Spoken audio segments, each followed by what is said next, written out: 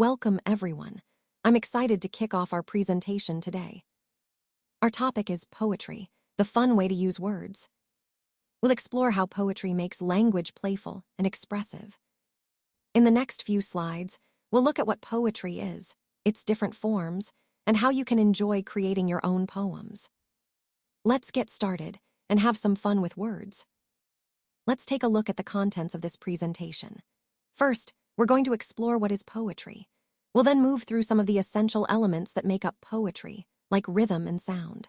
We'll also examine different types of poetry in specific forms, such as shape poetry and acrostic poetry, to see how poets get creative.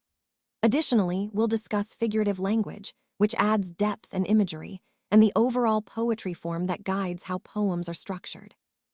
Lastly, we'll share what makes poetry special to many people, including why I personally love it. By understanding these key points, you'll gain a greater appreciation for poetry and its many fascinating aspects. So, what is poetry? Well, poetry is a form of artistic expression that uses language creatively to evoke emotions, paint vivid images, and sometimes tell stories. It's not just about what is being said, but how it's said, through rhythm, meter, and carefully chosen words. Poetry often distills complex feelings or ideas into compact, powerful lines, making it a unique way to connect deeply with readers or listeners. Throughout this presentation, we'll see how poetry is more than just writing. It's a reflection of human experience, a way to explore our thoughts and emotions in a rich, expressive form. Understanding what poetry is helps us appreciate its role not only as a literary art, but also as a universal language of human connection. So, what is poetry? Well, in poetry, the sound and the meanings of words come together in a special way. They work hand in hand to express feelings, thoughts, and ideas that might be hard to say outright. The poet is very intentional about choosing the right words because each word carries weight and meaning. And you'll notice that poetry is usually written in lines, which helps shape the rhythm and flow of the poem. This structure is part of what makes poetry unique and powerful, connecting language and emotion in a way that can really resonate with us. Let's take a closer look at poetry elements. These are the fundamental building blocks that give poetry its unique shape and power. First, we have *** form ***, which refers to the structure of the poem, whether it's a sonnet, haiku, or free verse. The form helps convey the mood and message. Next is *** imagery ***, which involves using descriptive language to create vivid pictures in the reader's mind. Imagery makes the poem more immersive and emotionally impactful. Then there's *** sound devices * like rhyme, rhythm, and alliteration, which contribute to the musical quality of poetry and can emphasize certain themes or ideas. Diction **, or word choice, is also crucial because it sets the tone and influences how the reader interprets the poem. Lastly, we have *** figurative language **, including metaphors and similes, which add layers of meaning and help express complex emotions or ideas concisely. All these elements work together to deepen the reader's experience and connect to the overall theme of poetry as a powerful form of expression. Understanding these components helps us appreciate how poets craft their work to evoke emotion, create imagery, and communicate ideas effectively. Let's take a closer look at some of the key poetry elements that help bring a poem to life. First up is rhythm, which is all about the pattern of sounds and beats in the poem. It gives the poem its musical quality and helps evoke emotions. Next, we have imagery, which involves using descriptive language to create vivid pictures in the reader's mind. Imagery makes the poem more engaging and memorable. Sound is also crucial. It includes elements like rhyme, alliteration, and assonance that contribute to the poem's musicality and impact. Then we come to forms and types of poetry.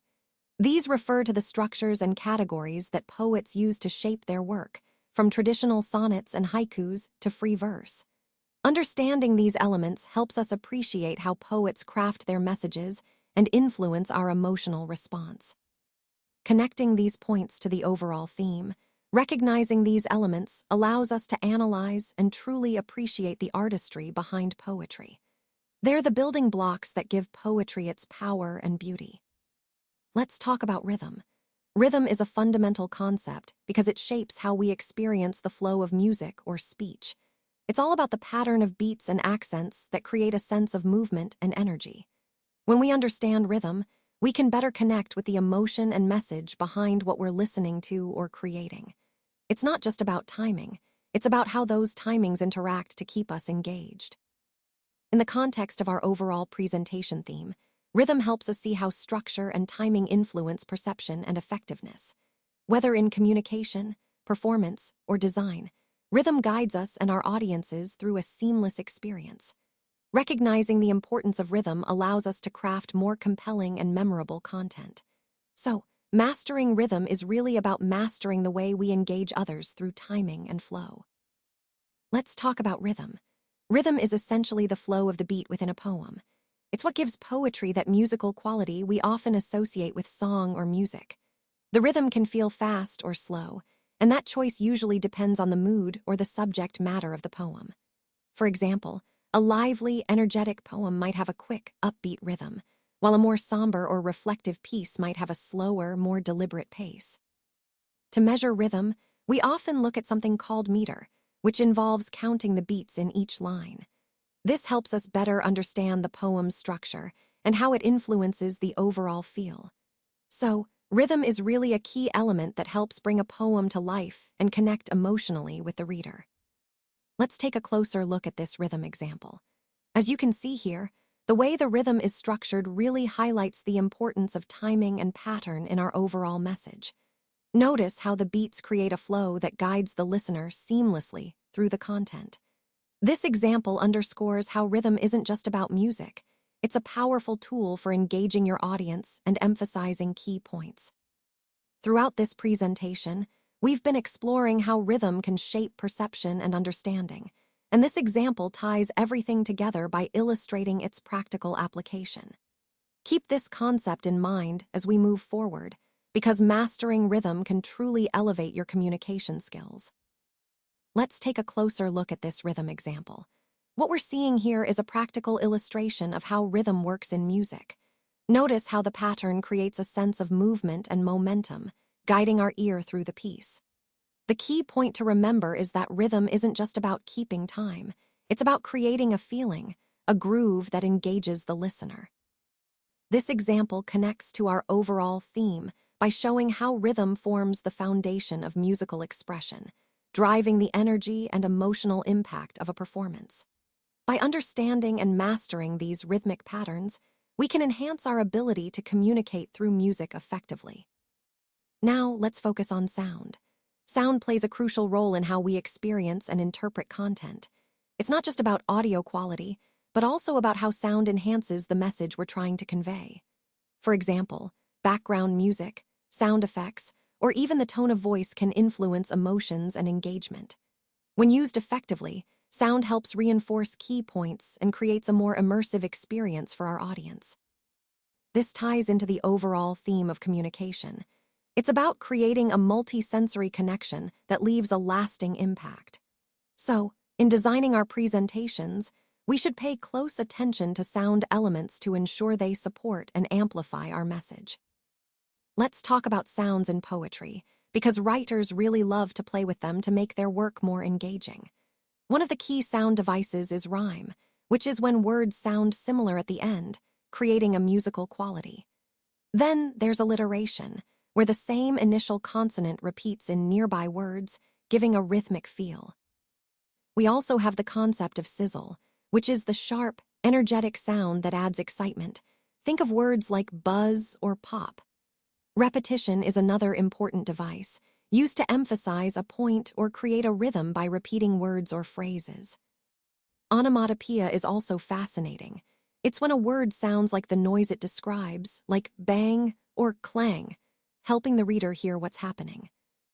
All of these sound devices contribute to the overall mood and tone of a poem, making it more vivid and memorable.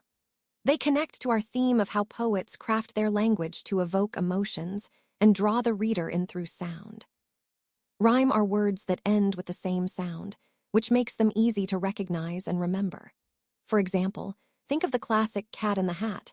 The words cat and hat rhyme because they share the same ending sound. This technique is actually the most common sound device used in poetry, helping to create rhythm and musicality in the poem. However, it's important to remember that not all poetry has to rhyme. Some poets choose to focus on other devices or structures to convey their message. So while rhyme is popular, it's not a requirement for great poetry. Connecting this to our overall theme, understanding rhyme helps us appreciate how poets craft their work to engage readers and evoke emotions through sound. Repetition is a powerful device that poets use to emphasize their message.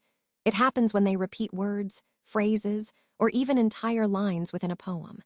This repetition creates a pattern that the reader or listener can follow easily. For example, in this line, "Let it go, let it go." The repeated phrase reinforces the idea and makes it more memorable. Repetition also helps to increase the rhythm of a poem, giving it a musical quality that can make it more engaging. Additionally, by repeating certain words or phrases, poets can strengthen the feelings, ideas, and mood they want to convey. It's a way to draw the audience's attention to what matters most and deepen the emotional impact. So, as you explore poetry, notice how repetition is used to connect ideas and evoke feelings, fitting into the larger theme of how poets craft their work to resonate with us on a deeper level. Alliteration is a fascinating stylistic device that involves the repetition of the same consonant sound at the beginning of words. It's often used to create a musical or memorable effect in language. For example, in that classic nursery rhyme, "Peter Piper picked a peck of pickled peppers." You can hear how the P sound is repeated to make the phrase catchy and engaging. This technique is not only playful, but also effective in making phrases stick in our minds. When we incorporate alliteration into our writing or speech, it can enhance the rhythm and emphasize key points, making our communication more impactful. Throughout this presentation, we've seen how stylistic devices like alliteration help us craft more compelling messages. So, understanding and using alliteration can really elevate the way we connect with our audience. Let's talk about onomatopoeia. These are words that actually imitate the sounds associated with the objects or actions they refer to. For example, when a dog barks, we might say woof, that's onomatopoeia capturing the sound, or think of thunder booming in a storm, that's boom. The ticking of a clock is another sound we often describe with the word tick. When a cat purrs, we might just say purr, which mimics that gentle, continuous sound. Rain dripping is another example, where drip quite literally represents the sound. These words are really powerful because they bring the sound experience directly into our language. They help make descriptions more vivid and engaging. Throughout this presentation, we've seen how language can evoke sensory experiences, and onomatopoeia is a perfect example of that. It's a fun and effective way to connect words to sounds, making our writing and speech more lively and expressive. Let's talk about figurative language. This is a powerful tool writers use to add color and depth to their writing. Instead of sticking to literal descriptions, they use comparisons and vivid imagery to make their points more engaging. Think about metaphors, similes, personification. These are all types of figurative language that help us see and feel things more vividly. For example, saying "the world is a stage" paints a picture that goes beyond the literal. Incorporating figurative language connects to the overall theme by making the message more memorable and impactful. It's a way to express ideas creatively and evoke emotion in our audience. So, understanding and recognizing figurative language can really enhance how we interpret and craft our own writing. Figurative language, or figures of speech, are powerful tools that writers use to create vivid images in your mind. They help paint pictures with words, making the text more engaging and memorable. Some common types include similes, metaphors, personification, hyperboles, and symbolism. Each of these figures of speech contributes uniquely to creating imagery. By understanding and recognizing these, you can better appreciate how writers evoke emotions and paint detailed pictures through their language. This is a key part of understanding how writers craft compelling and memorable stories, which ties into our overall theme of effective communication and storytelling. A simile is a figure of speech that compares two different things using the words like or as. It's a powerful way to create a vivid image in the reader's mind. For example, When we say Jacknacia ran fast like a cheetah, we're emphasizing just how quickly she was moving by comparing her speed to that of a cheetah. The key idea here is that similes make descriptions more lively and memorable by drawing a clear connection between familiar objects or actions and what we're trying to describe. Throughout this presentation, we're exploring different ways to make our writing more engaging, and using similes is a great tool for that. Remember, whenever you want to paint a picture with words, think about how you can use like or as to compare and bring your ideas to life. A metaphor is a powerful tool in storytelling and communication. It compares two things that are different by using words like is, are, was, or were. This comparison allows us to transfer qualities from one thing to another, even if they seem quite unrelated at first glance. For example, saying time is a thief gives us a vivid image of how time can take things away unexpectedly. The key idea here is that metaphors help us understand and visualize concepts more clearly by linking them to familiar ideas. This technique is especially useful in our overall theme of effective communication because it makes our messages more memorable and impactful. So remember, a good metaphor doesn't just compare.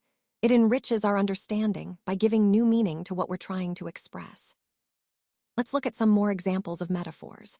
As we explore these, you'll see how metaphors can really bring ideas to life and make concepts more relatable. For instance, thinking of a team as a well-oiled machine emphasizes the importance of coordination and efficiency. Similarly, describing a difficult situation as a storm highlights the chaos and intensity involved. These metaphors help us communicate complex ideas in a way that's vivid and memorable. They connect to our overall theme of effective communication and storytelling, showing how metaphors can clarify and engage an audience. Keep these examples in mind as you craft your own messages. Metaphors are powerful tools for making your ideas stick. Let's talk about personification. Essentially, it's when we give human qualities and feelings to things that are not human, like animals or objects.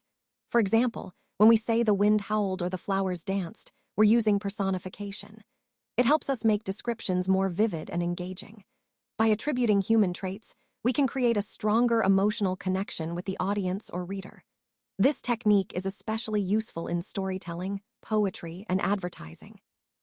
Remember, the key idea here is that personification makes abstract or inanimate things come alive in our imagination. It ties into our overall theme of exploring how language shapes perception and evokes emotion. Let's take a look at some more examples of personification. Here, we're seeing how authors give human qualities to non-human things to create vivid imagery and emotion. For instance, when we say, "the wind whispered through the trees," we're attributing the human action of whispering to the wind, which makes the scene feel more alive and engaging. Another example might be, "the sun smiled down on us," suggesting warmth and friendliness from the sun. These kinds of personifications help us connect with the scene or idea on a deeper level by making it more relatable and memorable. As we've seen throughout this presentation, personification is a powerful tool in writing and speech. It helps animate ideas, evoke feelings, and make descriptions more compelling. So, these additional examples reinforce how versatile and effective personification can be in capturing our imagination. Let's talk about hyperbole. A hyperbole is really just an outrageous exaggeration that's used to emphasize a point. It can often sound a little ridiculous or even funny, which is part of its charm. For example, you might say, "You snore louder than a train engine," to really drive home how loud someone's snoring is. Or, "I'm so hungry I could eat a horse," which makes a big, humorous point about just how hungry you are. And sometimes, hyperbole can be more serious or poetic, like saying, "Puerto Rico is the most beautiful place in the world." It's not meant to be taken literally, but it helps paint a vivid picture or make a strong impression. So remember, hyperbole is about exaggerating for effect, whether to make someone laugh, to emphasize a feeling, or to make your point stand out. It's a powerful tool in both everyday language and creative writing, and it connects to our overall theme of understanding different ways we communicate ideas effectively. Let's talk about symbolism. Symbolism happens when a word, which on its own has a specific meaning, is used to stand for something entirely different. It's a way of conveying deeper or more complex ideas through simple images or words. For example, when we see the Puerto Rican flag, it often represents patriotism and a love for one's country, beyond just the symbol itself. Similarly, an apple is commonly used to symbolize education, like in the classic image of a student giving a teacher an apple. Another common example is the heart, which we all recognize as a symbol for love. These symbols help us communicate emotions and ideas more effectively without needing a lot of words. Throughout this presentation, we're exploring how symbols add layers of meaning, making our messages more powerful and resonant. Understanding symbolism helps us see the connections between images, words, and the broader themes we're discussing today. Let's take a closer look at poetry form. Essentially, this is about understanding the structure and organization of a poem. It's not just about what the poem says, but how it's put together. The form can include elements like stanza length, rhyme scheme, meter, and line length. These components work together to create rhythm, emphasis, and mood. Recognizing different poetic forms, such as sonnets, haikus, or free verse, helps us appreciate the poet's choices and intentions. Connecting this to the overall theme, understanding form allows us to see how structure enhances meaning and emotional impact. It's a key part of analyzing and truly appreciating poetry. Let's take a closer look at poetry form. Poetry form refers to the structured ways in which a poem is organized. It includes elements like rhyme scheme, meter, stanza length, and pattern. These structures help convey the poem's mood and meaning more effectively. Different forms, such as sonnets, haikus, or free verse, each have their unique rules and characteristics. Understanding the form is key because it influences how the poem sounds and how we interpret it. When analyzing poetry, paying attention to the form can reveal deeper layers of the poet's intent.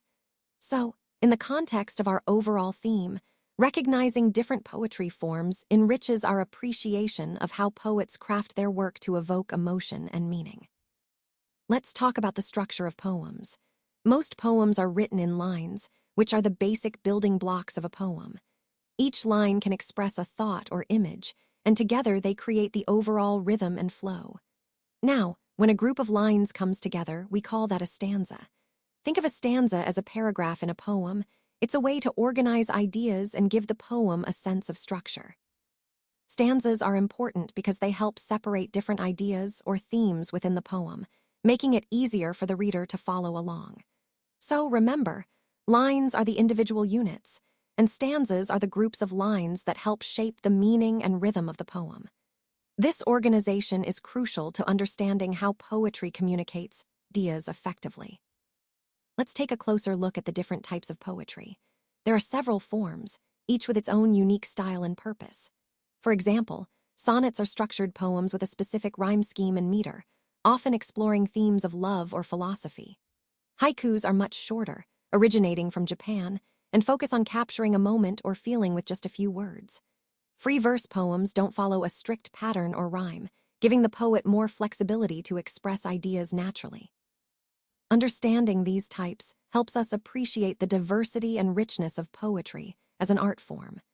It also connects to the overall theme of how poetry can be both structured and spontaneous, allowing for a wide range of creative expression. Now, let's explore the different types of poetry. As you can see, there are many forms, each with its unique style and purpose. For example, acrostic poetry uses the first letter of each line to spell out a word or message, which makes it both fun and meaningful. Then we have haiku, a traditional Japanese form that captures a moment in just 3 lines, emphasizing simplicity and nature. Humorous poetry, as the name suggests, aims to entertain and make us laugh. Free verse is more flexible, without a strict rhyme or meter, allowing poets to express themselves freely. Shape poetry, or concrete poetry, uses the arrangement of words to create a visual image related to the poem's theme. Sing Cane is a 5-line poem that often follows a specific pattern, making it concise yet impactful. Narrative poetry tells a story, much like a short story or a ballad, engaging the reader with characters and plot. Couplet consists of 2 lines that usually rhyme and often deliver a punch or a memorable thought. Diamante poetry forms a diamond shape and often contrasts 2 ideas, making it both visually appealing and thought-provoking. Lastly, lyric poetry expresses personal feelings and emotions, often in a musical or song-like manner. Recognizing these different types helps us appreciate the diversity and richness of poetry as an art form, connecting to the overall theme of exploring creative expression. Now, let's turn our attention to acrostic poetry. This is a creative and engaging way to express ideas or feelings. Essentially, an acrostic poem is built around a word or phrase, with each letter serving as the beginning of a line that relates to the overall theme. What's really interesting about acrostics is how they combine structure with creativity, making them a great tool for both writing and teaching. They help reinforce spelling, vocabulary, and concepts, all while allowing for personal expression. As we see in the overall presentation theme, acrostic poetry exemplifies how structure can enhance our understanding and engagement with language. So, by exploring acrostics, we're not only developing our writing skills, but also deepening our connection to the subject matter in a fun and memorable way. Let's talk about acrostic poetry.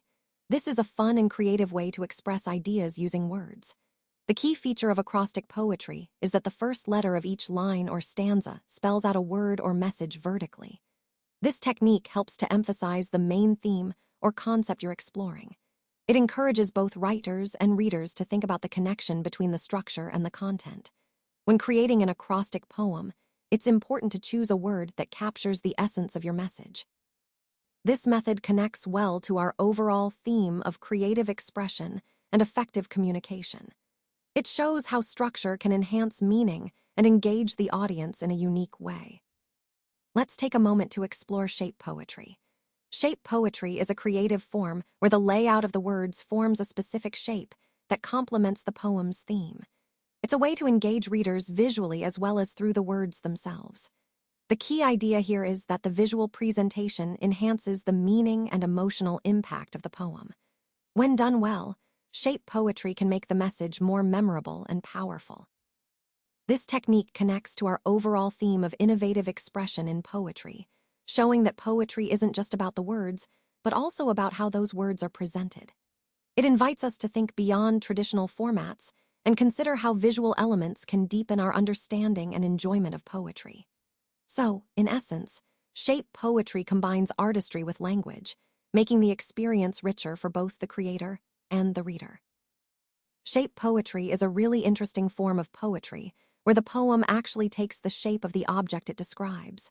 So, for example, if you're writing about a tree, the poem might be shaped like a tree with branches and leaves. The key point here is that the shape of the poem visually reflects the subject, making it more engaging and memorable. It's a creative way to connect the content of the poem with its visual presentation. This type of poetry not only conveys meaning through words, but also through its form, which ties into our overall theme of exploring different ways to express ideas creatively. It's a perfect example of how form and content can work together to enhance the message. I love poetry. Poetry is really the art of expressing emotions, ideas, and stories through carefully chosen words and rhythms. It allows us to see the world from different perspectives and to connect with others on a deeper level. Throughout this presentation, we've explored how poetry can inspire, challenge, and comfort us, aligning with the overall theme of the power of language. By appreciating poetry, we embrace creativity and the beauty of expression in our lives. So, I encourage you all to keep exploring and discovering your own love for poetry. I love poetry. And I hope by now, you've seen how poetry is not just about rhyme and rhythm, but about expressing emotions, telling stories, and connecting with others on a deeper level. Poetry allows us to explore language creatively and to see the world through different perspectives. It's a powerful tool for reflection, inspiration, and even change. So, whether you're writing your own poems or simply appreciating the art form, I encourage you to embrace the beauty of poetry in your life. Thank you for joining me on this journey through the world of poetry. It's truly a passion of mine, and I hope it has become one of yours too.